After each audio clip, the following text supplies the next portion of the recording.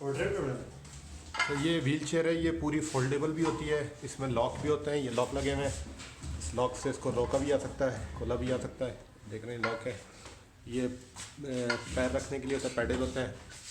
और इसकी back side के ऊपर ये पाउच भी लगा हुआ है जिसमें सामान वगैरह रख सकते हैं, और फोल्डेबल है पूरी इस टाइप की। और ये रेक्जीन मिक्स प्लस लेदर का बना हुआ है। ये आयरन की लोहे की शीटें लगी हुई हैं, ये हैंडल लगे हुए हैं, इसके ऊपर भी फोम लगा हुआ है।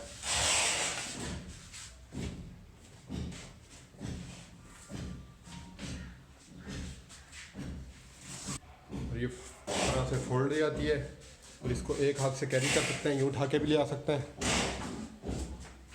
एक हाथ से भी मतलब इसको मूव कर सकते हैं। अच्छा, इसमें ये नंबर हम जो ना जो होलसेलर का नंबर है वो इसमें दे देंगे वीडियो के अंदर ही, या डिस्क्रिप्शन में दे देंगे। तो आपको अगर ख़रीदना हो तो आप उनसे डायरेक्टली रब्ता करके भी ख़रीद सकते हैं इसको।